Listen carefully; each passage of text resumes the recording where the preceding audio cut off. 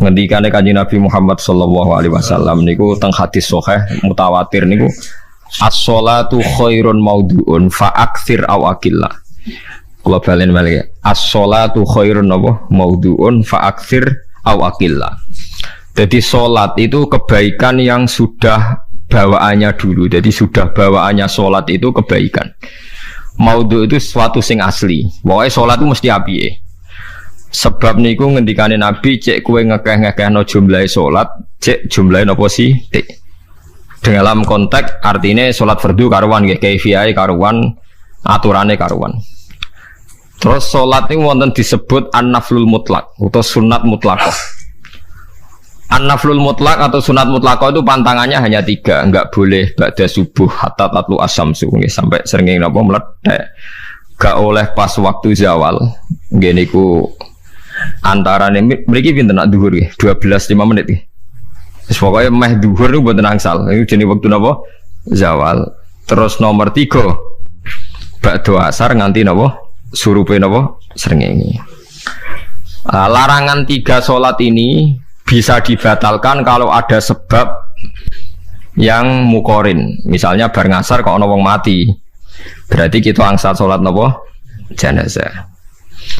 Utawa kowe bar subuh mlebu masjid terus dhe wudu. Niku ana ulama sing darani tetep salat tahiyat napa? Masjid. Mergo sebabe nggih dukhulul masjid. Jadi hanya ada pantangan niku wau. Niki rungokno tenan nggih.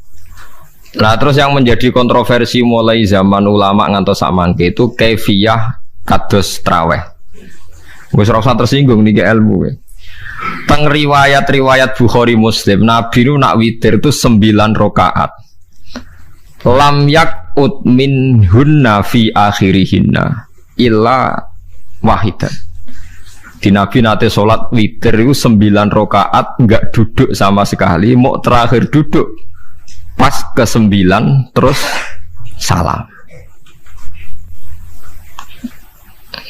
Nah, sebagian riwayat Nabi memotong sholat itu sholatul laili masna berarti 2 8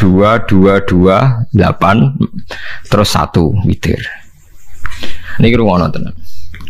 Sehingga ketika ada sholat tarawih yang 4 rakaat tanpa tasyahud, sebetulnya secara fikih pasti kita sepakat sah. Karena kalau 4 rakaat tanpa tasyahud pertama, kenapa kita katakan sah? Karena Nabi malah pinten songo luwih seru to. Mboten ini karena menjadi kontroversi. Nah, dan tidak satu pun ulama di dunia yang mengatakan tasyahud awal itu wajib. Sampean yakin tasyahud awal wajib atau sunat? Sunat. Artinya khasnya hukum sunat itu gimana? Kalau ditinggalkan tidak batal. Berarti misalnya ono tarawih 4 rakaat berturut-turut, berarti tidak ada masalah karena yang ditinggal artinya tasyahud awal yang kita yakin itu hanya sunat. Tapi dasar isra cocok itu tidak ada masalah kan. Dalile apa ya? Dalile ra cocok. Lah sing darani masalah padahal darani tasyahud awal iku sunat. Kowe salat zuhur tasyahud awal sunat atau wajib? Sunat. Nak sunat tuh khas ya, ditinggal batal lho ora. Mboten. Tapi nak sing ra cocok ya batal. Hukum ora cocok ra cocok. Mboten iki kula terangno. Nah, tarawih itu yang kontroversi ini teng kitab Majmu' karangan Imam Nawawi. Ya akal-akalane tiang-tiang niku. Kula nganti sakniki kan mboten nate ngimami, tapi nggih tak kandhani imam. Soale niat ngakali pangeran, tapi pangeran bakali ya ora kena. Ngeten, ini dawuh Imam Syafi'i. Tarawih itu kalau terakhir kan pinten? 3 rakaat ya. Kan 2 rakaat dulu. Lalu pas 2 rakaat itu pas witir, yang witir kok tarawih. Yang terakhir witir 3 rakaat itu 2 rakaat sampean niate witir napa-napa? Witir. Setelah 2 rakaat sampean salam ndak? Salam. Itu menjadi sholat teraneh di dunia. Karena kue muni witir tapi jumlahnya 2. Nah, itu sholat teraneh napa di dunia. Terus sampean muni ngene, mboten Gus maksud kula niku 3 tapi lurus sih. Berarti kayak kudu nerangno pangeran, kudu kamu pangeran kayak penjelasan. Gusti ini 2 sementara loh, nanti ada. Karena jika Tuhan tidak kamu kasih penjelasan, akan aneh kan disebut witir Tapi rokaatnya 2. Maka kamu harus niatnya, Gusti ini cicilan witir. Nah, sehingga jangan kira engkau 2, tapi ini nanti 3. Nah, itu makanya setiap bilalnya atau matinya kan solu sunnatan rakaataini minal witri. Jadi diumumkan sholatlah 2 rakaat, tapi yang 1 paket dengan cicilan witir. Lah itu lucu kan? Karena Anda sekali bilang itu witir, berarti Anda bohong kan? Nyatanya 2 rakaat. Tapi kritiknya Imam Syafi'i ini kan lucu. Imam Syafi'i yang imam kita tuh mengkritik itu sholat aneh kalau begitu.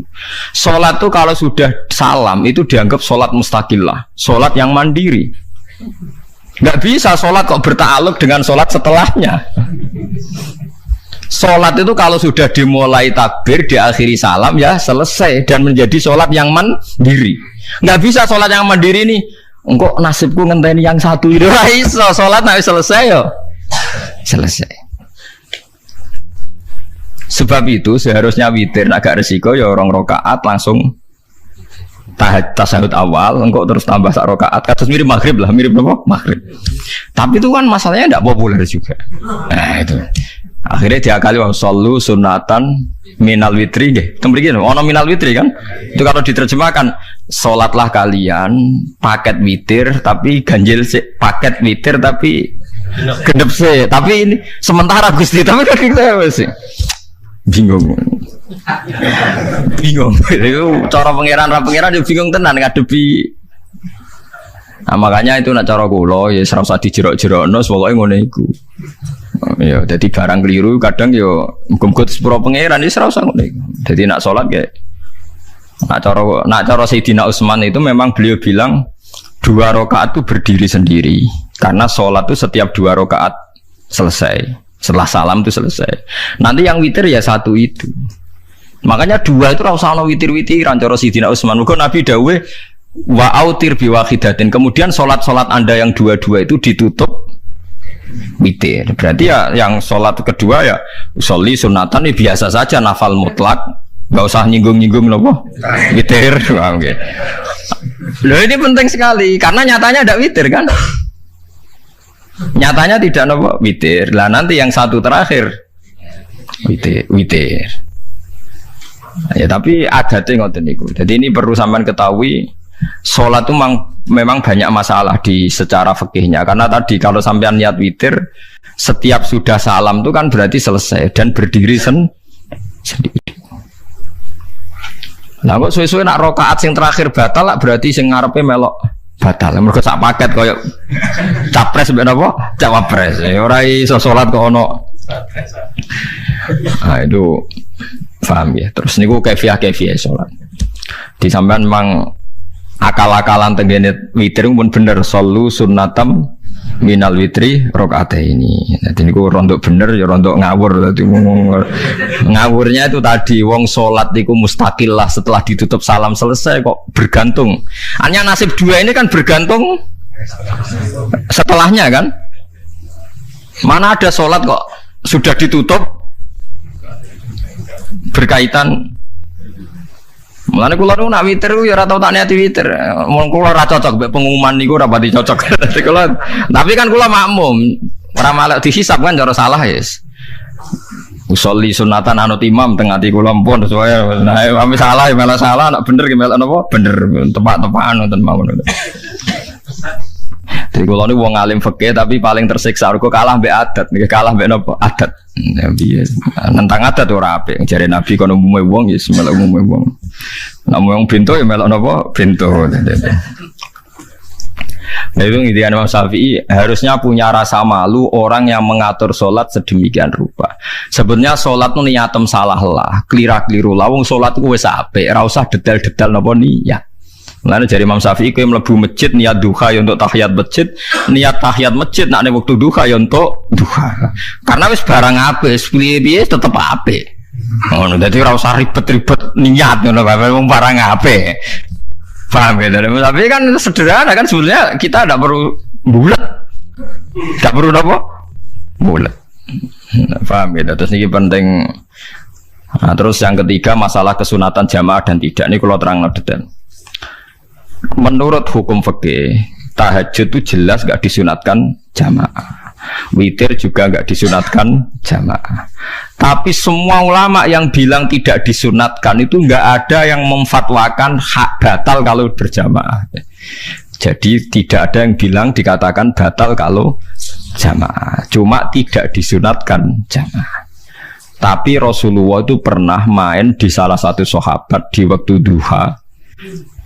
Sahabat itu sakit, ingin ngundang Rasulullah, kepengen dalamnya di kenangan nanti tinggi sholat sinten Rasulullah. Ternyata Rasulullah ketika sholat, anak-anak dan istrinya yang sakit tadi ikut jamaah dan Nabi membiarkan.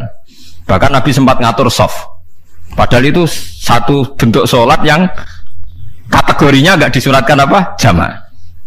Itu makanya Imam Nawawi bilang sholat-sholat yang nggak disunatkan jamaah itu masih boleh jamaah. Seperti witir, duha. Nggih, tapi aja terus jadi gerakan tahajud bersama. Nah niku kula ora cocok nih. Wong ora kepen tahajud kok dijak nopo? Tahajud.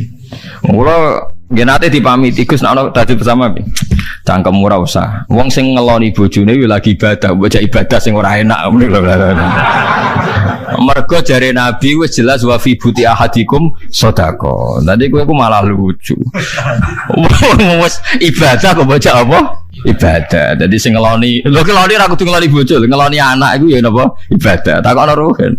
Nak ngeloni bojo gak di masa depan ngeloni apa? Anak. Ngeloni anak nggih napa? Ibadah. Ning omah njaga anak bojo timbang dhewean nggih napa? Ibadah. Mulane kula nu rapati cocok nek ana tahajud bersama oleh tapi aja dadi gerakan. Nek sing pun nglampahi nggih monggo, sing umate seneng nggih monggo, itu tetap baik. Tapi baiknya bergantung sejauh mana ini tidak dimasalkan. Sekali dimasalkan tetap tidak napa baik. Karena nanti punya akibat yang sedang baik diajak baik yang lain, dari baik nikmat menjadi baik gremeng itulah itu perkara kan. Hanya orang kan sepakat kan nak ngumpuli bojo ibadah, kabeh ulama sepakat kan. Dan itu penggemarnya banyak. Terus dijak ibadah yang penggemarnya sedikit. Dasar imamnya ra cocok. Lah itu kan resiko agama dikomentari kan tinggi. Makanya tidak usah dimasalkan. Sing kelon ya keben, sing turu gitu apa? Keben karena turu ya ibadah kan. Turu niku mari ra maksiat. Wong zina mergo ora turu. Wong maling mergo ora turu. Wong rasani wong mergo ora turu. Mulane kula nate cerita teng ngaji niki ana ulama wali.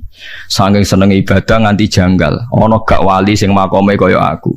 Dituduhno wali sing saurip-uripe turu kecuali salat fardu. Yaiku wali sing setingkat kuwe. Mboten trimo Gusti tapi niku kok turu ya takokno sesuk. Kena apa kok turu? Jebule tak kok kenapa jenengan turu ya wong turu ora iso maksiat. Tapi nak kowe poso tahajud jenenge wong melek tepatine nduk ndi-ndi tetep paling selamat iku apa turu.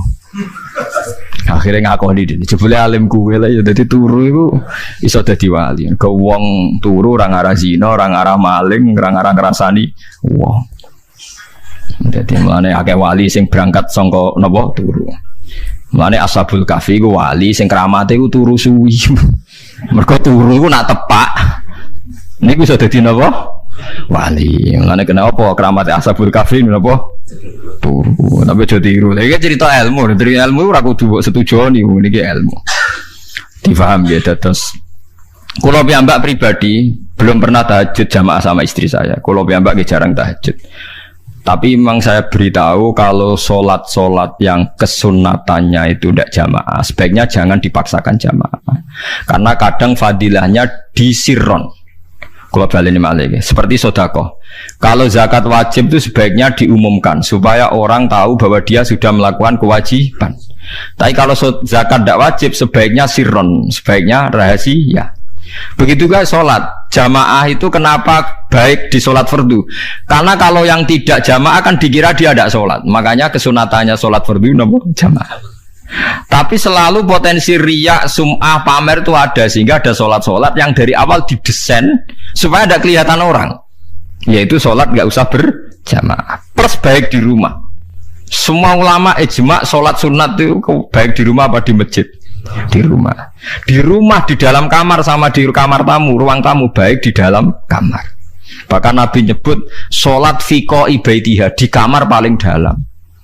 Nah bagaimana mungkin sholat yang sudah didesain sirron begini Misalnya kayak tahajud, disunatno bengi-bengi ben ra wong roh. Disunatno ning jero kamar ben wong ra roh. Jebule jamaah kan jadi aneh kan. Tapi kan tentang ya goblok barang apa kok mbok tentang. Ya tapi kowe tenanan ya goblok kok ora sunah Nabi iki, Bang.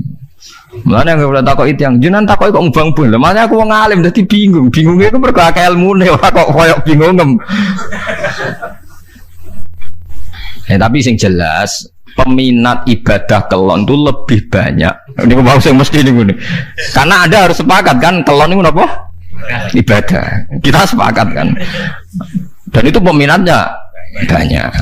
Itu sekali ada pengganggu pasti dikomentari tidak baik. Padahal pengganggu ini ngajak tahajud. Itu akhirnya akan tahajud jadi korban dikomentari gara-gara pengganggu. Itu yang saya tidak senang. Dieling-eling.